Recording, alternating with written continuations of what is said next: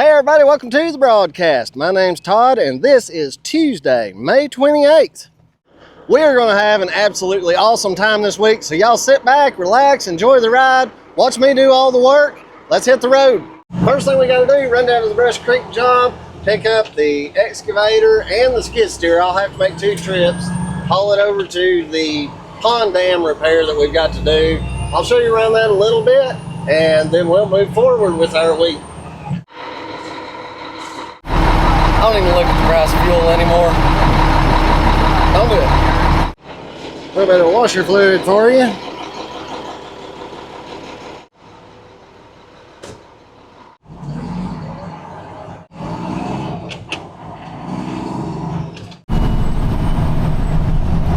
I just came up here to the top of the mountain to get turned around and check this out. Wow, what a relic. Alice Chalmers. Golly, what year do y'all think that thing is? Golly, I'd love to have that. No more hurting back grading driveways. I'll tell you guys what, all this rain we've been getting really got everything green and growing in.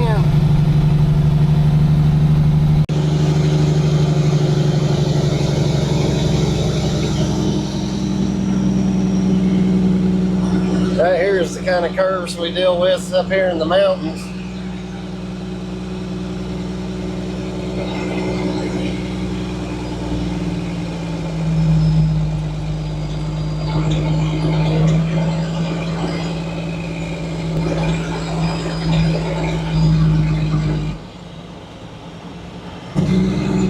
We've got 5 whole days of nothing but sunshine in the forecast. And the lows are going to be like in the 50s, highs, mid-70s. It's going to be great. This right here is super exciting for me. I'm seeing dragonflies around this little pond. Just saw a frog jump in. And look at this. Tadpoles. Tons of them. Hopefully y'all can see that. That is beautiful. Something just blew bubbles. Might have been a turtle. I had one viewer comment that they really wish the customer had let me go around the edges of this pond and dress it up, that it was killing them to see it like this. And that is part of the plan. I am going to make this pond bigger. It's going to be dressed out a lot nicer, but frankly, I just wanted to get the drain system in and make sure this thing was going to hold water, that we weren't going to have to do something in the bottom to waterproof it or whatever. But right now, man, is it beautiful. It always makes me feel extra happy when something that I've done that may have hurt habitat turn into habitat for something else. There's a lot more wildlife right there than there was before when it was just almost a dry creek bed. While the excavator warms up, let me just have your attention to explain why in the world I'm pulling off this great job when I've got 5 days of good weather ahead to cut that road in. Walking across that area was really dry, but this is a shaded area. I need all of this to dry out before I can cap it with clay to start carrying that road out. And that's the plan. Well, as I cut that road out and clay is coming out, I'm going to bring it back this way to make a good solid road bed. And being that this is so shaded, it's going to take several days for it to dry out. The other reason that I'm pulling off of here, before I agreed to take on this section of work for this customer, I already had the pond dam repair scheduled. So I'm kind of having to hop around and keep everybody happy. Another factor is this brush pile. I would like for it to dry out a little bit more so it burns faster, and in that effect, it'll cost the customer less money for me to babysit a faster burning fire. Despite having my tilt bucket in the shade and releasing the pressure on the system, I still took a little bit of a hydraulic shower.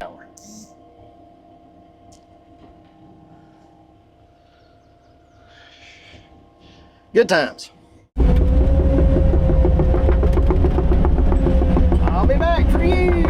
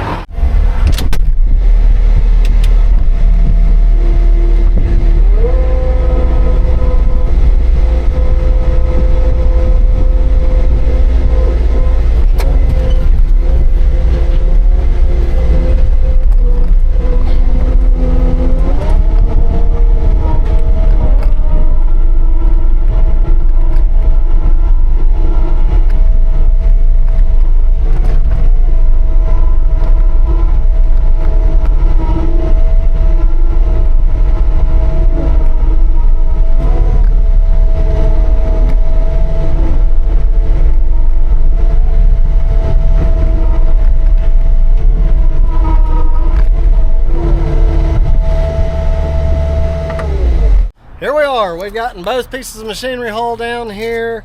We're going to have a 66-inch wide pad foot roller being delivered tomorrow morning at 9 o'clock.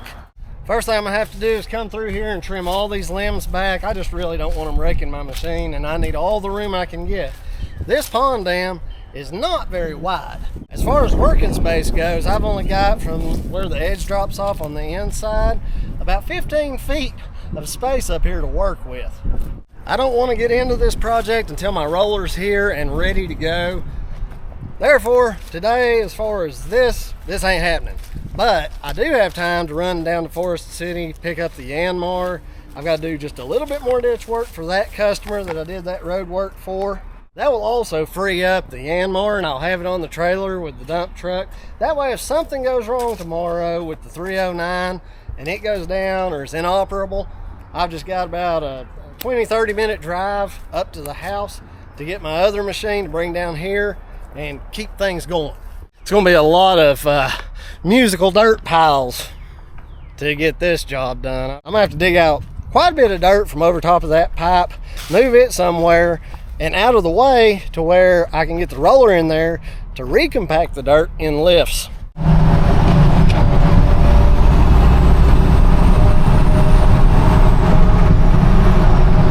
I tell you what, folks, there just isn't a more perfect day. The sun's shining, clouds floating through the sky, I got food in my belly, and a fresh, hot cup of coffee. It's a good day to be alive, you know, I mean, really.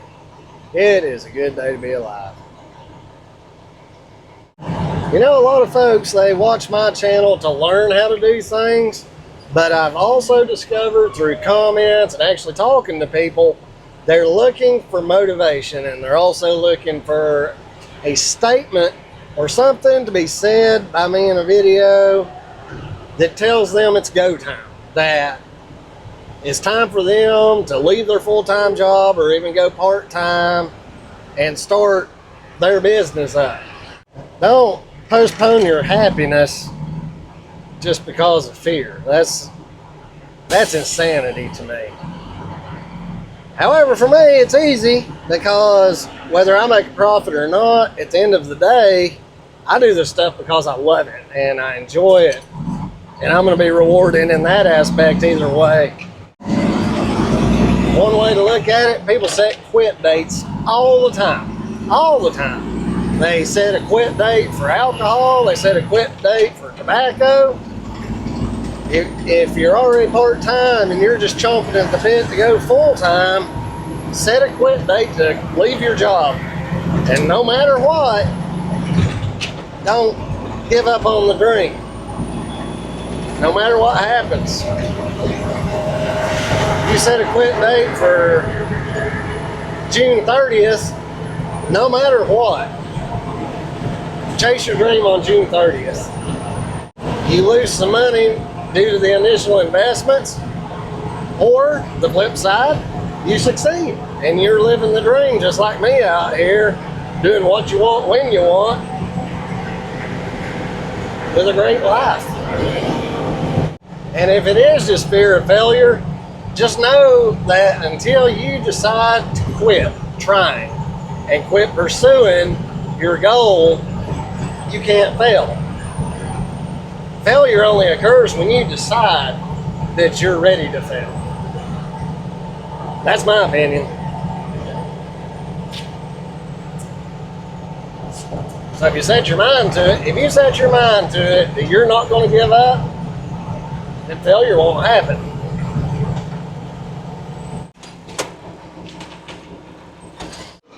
I just arrived in beautiful Forest City, North Carolina, back down here where we fixed this driveway. I'm going to get the Yanmar warming up, letting the truck cool off before we shut it down, because I've got to clean out just a little bit of silting from a ditch over here.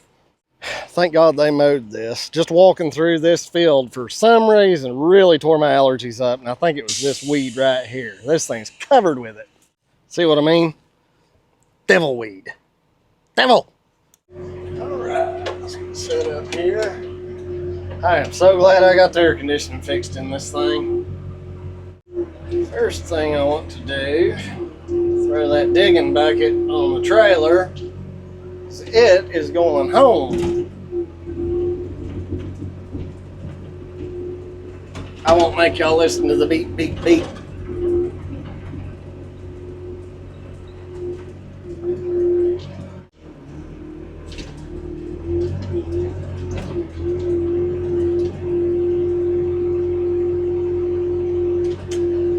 Let's go work on a ditch real quick. Shouldn't take long. Yeah, it did silt up just a little bit. Not too long ago, I had to come back up here and do a little bit of warranty work, because I just didn't dig enough of a ditch out. That's all there is to it. And I've also underestimated how much this would wash. Usually down in this area, red clay won't wash, but look at this. This is real sandy stuff. Just kind of unusual for what I've dealt with. It's also the reason I left this excavator down here and didn't take it on back with me the last time, because I had a feeling that this might happen, and I'm glad that I did. I'm just going to take that excavator and clean this ditch out and throw what I dig out far enough back into the woods line to where it's not going to just wash out. I don't know if you guys want to watch me dig this ditch, but I'm going to record it anyway.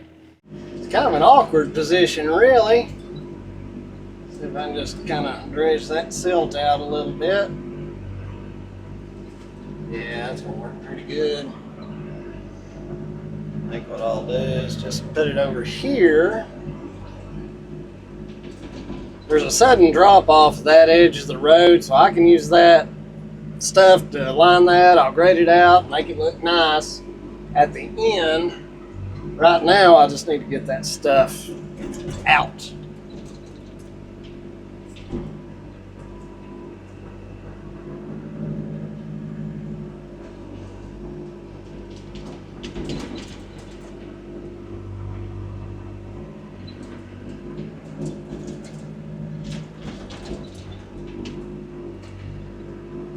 Functions on this little excavator are the slowest of any machine I think I've ever run.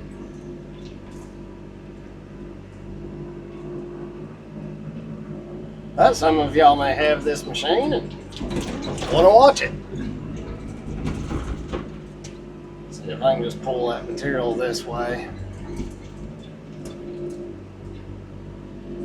Yeah, see, I don't want it to pile out into the road, so I've got to take it one bite at a time.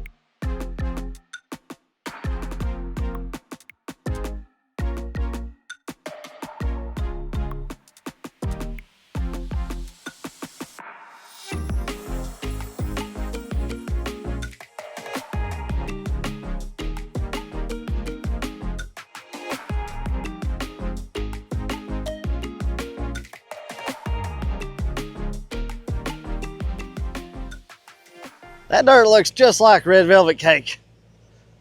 Making me kind of hungry. It's turned out pretty good. Got this ditch line all cleaned out, went back over it and smoothed it out pretty good. It's got a couple of little spots where it kind of whoops down, but that'll give it a couple of places to kind of slow water down and collect what little bit of sediment should be coming in the future instead of letting it get all the way to the culvert and clogging it up. Now I've got all this beautiful dirt here along this side here. I'm just gonna go along and smooth it out, give the customer a head start. He said he'd go over it with his tractor at some point and grade it out. So let's see what we can do to give him a head start. Looks like I've sprung me a leak. That's for another day.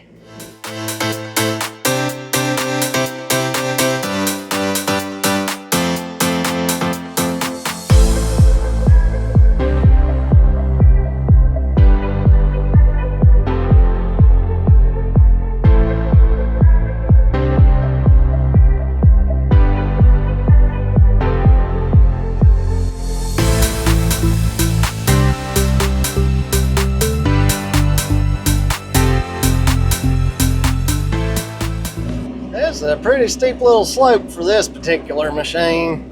Hopefully I don't roll a track off. That would be a bummer this late in the day, wouldn't it?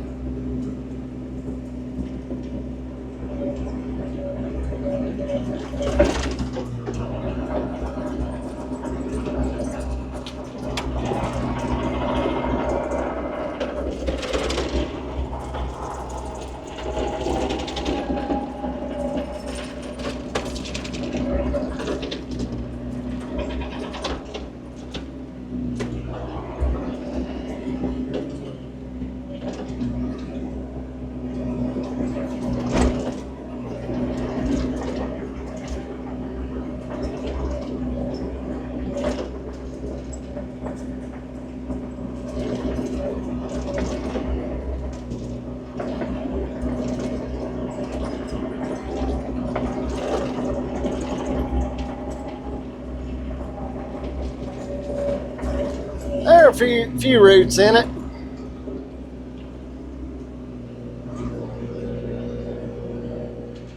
Oh yeah, that's good. That's looking good. Real good. All right, I just ended up using the excavator's bucket to smooth out that bank and grade that little bit of dirt. I think it turned out pretty good. I really appreciate you guys coming along today, and I will see each and every one of you on the next one.